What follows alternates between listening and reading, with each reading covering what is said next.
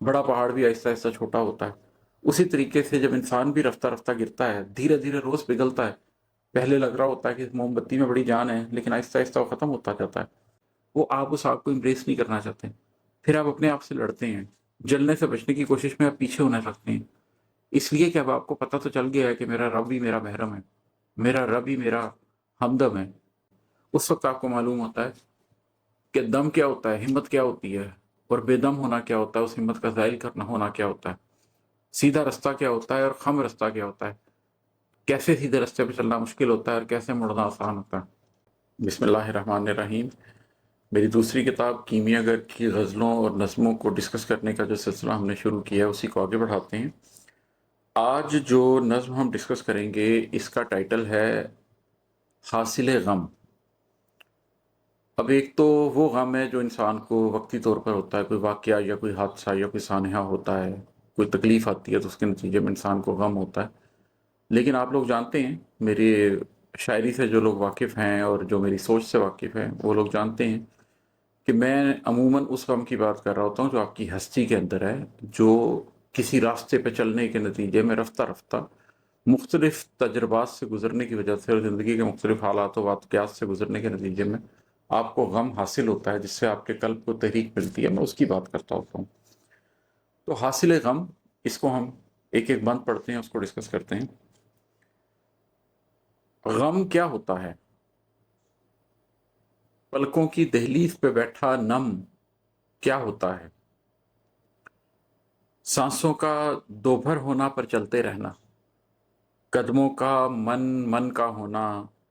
फिर भी आगे बढ़ते रहना, एक एक पोर का थकते जाना, हाथों पैरों का शल होना, लेकिन आस की डोरी पकड़े हिम्मत करना, गम से लड़ना, नम से लड़ना, लेकिन फिर भी आगे बढ़ना। ऐसे में गम और नम के बाहम क्या होता है? जब आप जिंदगी के सफर में चल रहे होते हैं तो कोई मुकाम ऐसा आता है जिसमें आपकी सांसें दोभर हो जाती हैं। आपको ये लगता है कि आप मजीद इस रास्ते पे नहीं चल सकते, जिस रास्ते का आपने अपने लिए इंतखाब किया, वो रास्ता आपके लिए बहुत दुश्वार हो जाता है। ऐसे में आपके कदम मन मन के हो रहे होते हैं, लेकिन आप हिम्मत करके आगे बढ़ते हैं। आपकी पोर पोर में थकन उतर आती है, रेशे रेशे में थकन उतर आती है, हाथ पैर आपके शल हो जाते हैं, लेकिन एक उम्मीद होती है, एक आस की डोरी आपने पकड़ी होती है, जिसकी हिम्मत करके आप आगे बढ़ते रहते हैं, अपने गम से लड़ते रहते हैं, अपनी आंखों में आने वाले नम से लड़ते रहते हैं।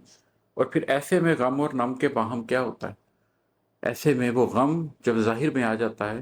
तो उस गम के नतीजे में जो आपके आंसू निकलते हैं,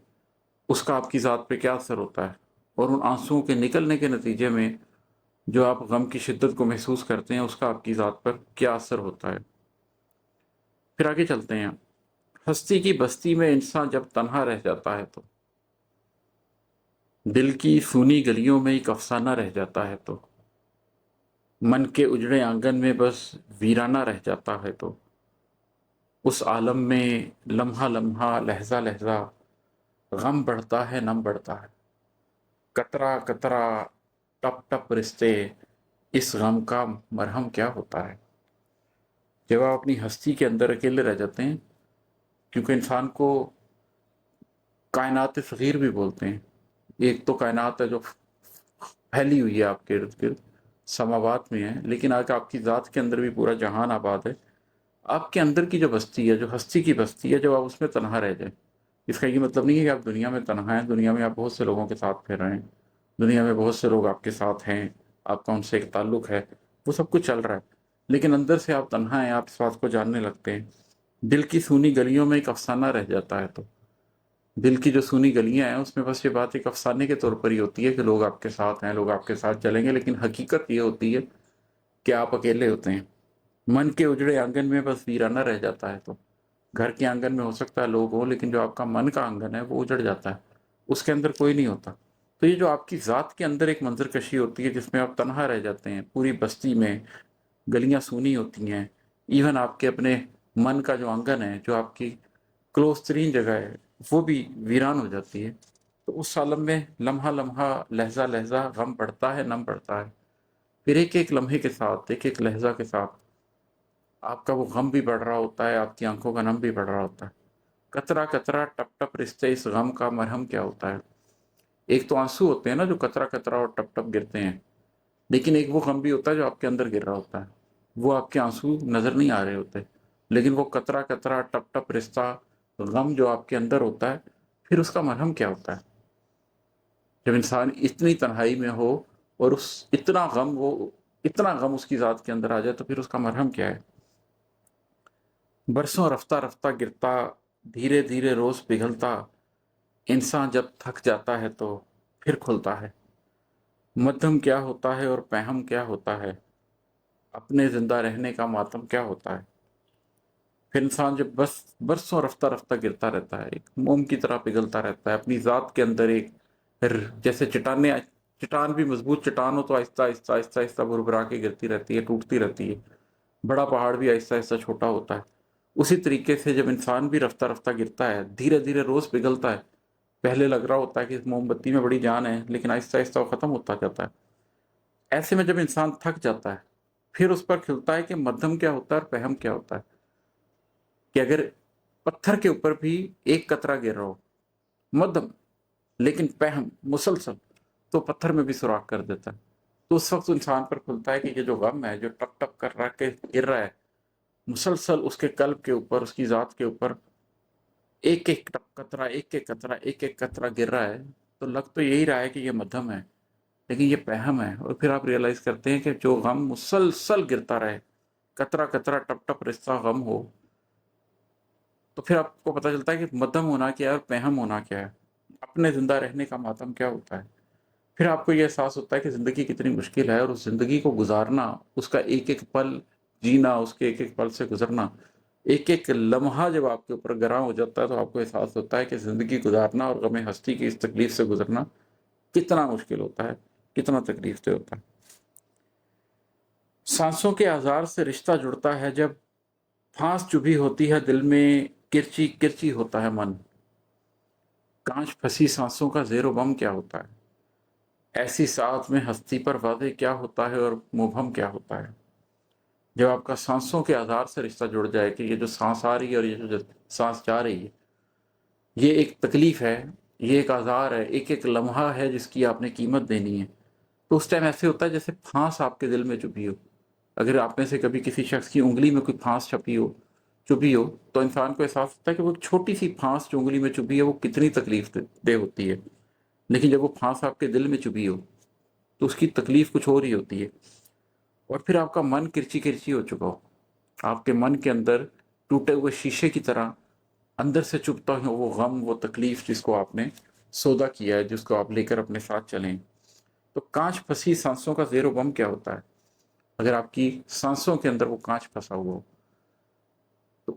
ان سانسوں کا جن کے اندر کانچ پھنسی ہو، وہ سانس کیسی ہوگی، کیسی تکلیف ہوگی؟ تو وہ جو ایک ایک اذیت کا لمحہ گزرتا ہے غم کے ساتھ، یہ اس کی نظر کشی ہے۔ ایسی ساتھ میں ہستی پر واضح کیا ہوتا ہے اور مبہم کیا ہوتا ہے۔ ایسی جب ساتھ آتی ہے، ایسا لمحہ آتا ہے تو آپ پر واضح ہوتا ہے کہ زندگی کتنا بڑا امتحان ہے، اور تب آپ کے اوپر مبہم ہوتی ہیں وہ ساری چیزیں جن کی حقیقی زندگی میں اور آپ کی آخرت کے لیے اور آپ کی زندگی کی مقصدیت کے لیے کوئی حیثیت نہیں، وہ کیسے مبہم ہو جاتی ہیں اور یہ تکلیف کیسے واضح ہو جاتی ہے۔ تنہائی کی راہوں میں چلنے والے کو، اپنے اندر کی رسوائی سے لڑنے بھڑنے والے کو تب معلوم ہوا کرتا ہے، غم کے اس پاگل جنگل میں، نم کی اس گہری دلدل میں، تنہائی میں رسوائی میں، اپنا آپ کسے کہتے ہیں، ہمدم کیا ہوتا ہے اور محرم کیا ہوتا ہے۔ جب اس حالت میں آپ تنہائی کے اندر ہوتے ہیں اور کوئی نہیں بچا ہوتا اور آپ اپنی سانسیں کسی طریقے سے گزار رہے ہوتے ہیں اکیلے، تو پھر آپ کے اندر کی جو رسوائی ہے وہ آپ کے سامنے آ جاتی ہے کہ آپ اپنی ذات سے لڑتے ہیں، اور تب آپ کو پتہ چلتا ہے کہ یہ جو آپ کا غم ہے یہ ایک جنگل کی طرح ہے، اور یہ جو آپ کی آنکھوں سے بہتے ہوئے آنسو ہیں یہ تو ایک دلدل ہے جن کے اندر آپ دھنستے چلے جا رہے ہیں۔ اور پھر اس تنہائی میں، اس رسوائی میں آپ کو یہ سمجھ آتا ہے کہ حقیقی ہمدم کون ہے، حقیقی محرم کون ہے۔ اور اس وقت آپ ریئلائز کرتے ہیں کہ دنیا کے لوگوں میں ہمدم نہیں ہوتے، دنیا کے لوگ آپ کے محرم نہیں ہوتے۔ ربا میرے حال دا محرم تم، پھر آپ کے رب بھی آپ کا ہمدم ہوتا ہے، رب بھی آپ کے حال کا محرم ہوتا ہے۔ اس وقت آپ کو پتہ چلتا ہے کہ ایک آپ ہیں اور ایک آپ کے رب ہے، اور کوئی ذات نہیں ہے۔ رب کی ذات کے علاوہ آپ کو کہیں کسی جگہ سے کچھ نہیں ملنا، تو پھر آپ ریئلائز کرتے ہیں کہ ہمدم کیا ہوتا ہے اور محرم کیا ہوتا ہے۔ غم اور نم کے موسم میں جب سینہ چھلنی ہو جاتا ہے، من بھٹی میں کندن ہونے کی خواہش میں جلنے والا جب اس آگ کی شدت سے لڑنے لگتا ہے، جلنے سے بچنے کی کوشش میں پیچھے ہونے لگتا ہے، پھر جب یہ غم اور نم کا موسم آتا ہے، اس کے اندر آپ کا سینہ جب چھلنی ہو جاتا ہے ان کرچیوں سے، اس پھانس سے، آزار ہی آزار ہوتا ہے، اس وقت پھر آپ کے من کے اندر جو ایک بھٹی جلتی ہے جو آپ کو کندن کرتی ہے، اس کندن ہونے کی خواہش میں لیکن وہ جو پہلے آگ نکلتی ہے وہ آپ اس آگ کو امپریس نہیں کرنا چاہتے، پھر آپ اپنے آپ سے لڑتے ہیں، جلنے سے بچنے کی کوشش میں آپ پیچھے ہونے لگتے ہیں، اس لیے کہ اب آپ کو پتہ تو چل گیا ہے کہ میرا رب ہی میرا محرم ہے، میرا رب ہی میرا ہمدم ہے، لیکن اب آپ نے اپنے آپ کو کندن بھی تو کرنا ہے، اور جب آپ کندن کرنے کے لیے آگ میں اپنے آپ کو ڈالتے ہیں تو پہلے پہل وہ آگ آپ سے برداشت نہیں ہوتی، آپ جلنے سے بچنے سے کی کوشش کرتے ہیں، اور پھر یکدم ایک ساتھ میں ساری ہمت زائل ہو جاتی ہے، تھک جاتے ہیں آپ، انسان بالکل رک جاتا ہے، جلتے جلتے گر جاتا ہے، چلتے چلتے گر جاتا ہے، تب معلوم ہوا کرتا ہے دم کیا ہوتا ہے، ہونا بے دم کیا ہوتا ہے، کیا ہوتا ہے سیدھا رستہ، خم کیا ہوتا ہے۔ پھر اس وقت آپ کو پتہ چلتا ہے جب آپ سب جان چکے ہوتے ہیں، آپ کو پتہ ہوتا ہے میرے رب کے علاوہ میرا کوئی محرم، کوئی ہمدم نہیں ہے، ہستی کے تمام غم آپ جان چکے ہوتے ہیں، اس سے گزر چکے ہوتے ہیں، جن کا میں نے پورا لمبا تذکرہ کیا ہے، لیکن پھر بھی آپ کندن ہونے کے لیے آگ میں گھسنے کو تیار نہیں ہوتے، آپ گر جاتے ہیں، چلتے چلتے جلتے جلتے گر جاتے ہیں، اس وقت آپ کو معلوم ہوتا ہے کہ دم کیا ہوتا ہے، ہمت کیا ہوتی ہے، اور بے دم ہونا کیا ہوتا ہے، اس ہمت کا ظاہر کرنا ہونا کیا ہوتا ہے، سیدھا رستہ کیا ہوتا ہے اور خم رستہ کیا ہوتا ہے، کیسے سیدھے رستے پہ چلنا مشکل ہوتا ہے اور کیسے مڑنا آسان ہوتا ہے۔ ایسے میں اندر کے سفر میں، تنہائی میں، رسوائی میں، ذات کی اصلی شنوائی میں، سوچ کی ہر ایک گہرائی میں، سب جذبوں کی انگڑائی میں، غم اور نم کے اس ماخذ میں ضم کیا ہوتا ہے۔ اس سچویشن کے اندر جو آپ کے اندر